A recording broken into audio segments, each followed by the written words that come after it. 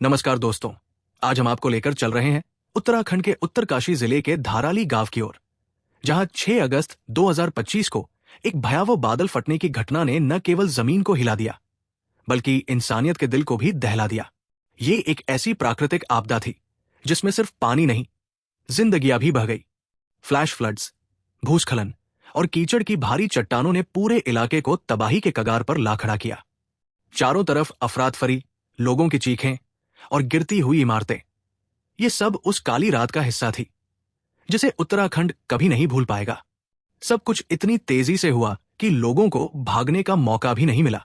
धाराली में जो बादल फटा, उसमें कुछ ही घंटों में 21 सेंटीमीटर से ज्यादा बारिश हो गई, जो मौसम विभाग की परिभाषा के अनुसार बादल फटने की सीमा से कई गुना ज्यादा है। पहाड़ों के बीच बसे गांव के लिए यह तबाही किसी बुरे सपने से कम नहीं थी।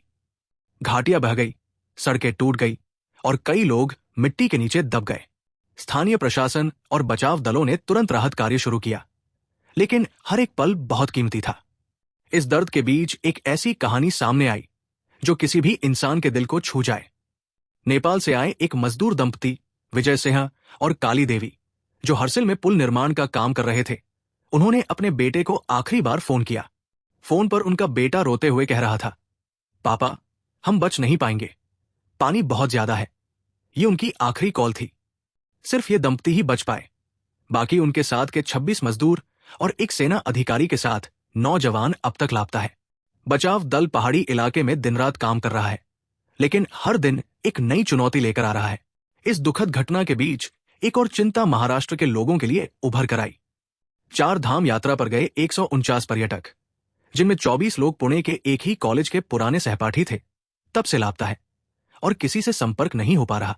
ये दोस्तों का समूह 35 साल बाद एक साथ यात्रा पर निकला था, लेकिन अब उनमें से कई लोगों का कोई अतापता नहीं है। कुछ लोग हनुमान आश्रम में सुरक्षित मिले हैं, लेकिन बाकी लोगों के परिवार अभी भी उनकी आवाज सुनने का इंतजार कर रहे हैं। महाराष्ट्र सरकार ने उत्तराखंड प्रशासन से सीधा संपर्क बनाकर रखा है, लेकिन अनिश्चितता अभी भी छाई हुई है। इस पूरी आपदा ने एक बड़ा सवाल भी खड़ा कर दिया है। क्या हम हिमालय जैसे नाजुक पारिस्थितिकी तंत्र में विकास के नाम पर खिलवाड़ कर रहे हैं?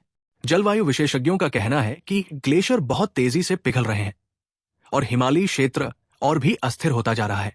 अल जजीरा की रिपोर्ट में साफ लिखा गया है कि गंगोत्री ग्लेशियर जैसे क्षेत्र तेजी से पिघल रहे हैं, जिससे अत्यधिक वर्षा, बादल फटना और भूस्खलन जैसी घटनाएं ज्यादा बार हो रही है।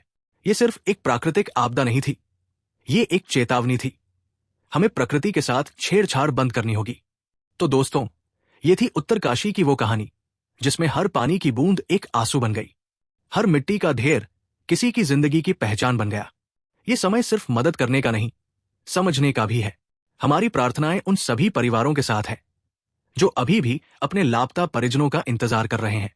आप जुड़े रहिए हमारे साथ, हम आपको इस त्रासदी से जुड़ी हर नई जानकारी से अपडेट करते रहेंगे। मैं हूं अर्जुन, मिलता हूं आपसे अगले बुलेटिन में। जय हिंद।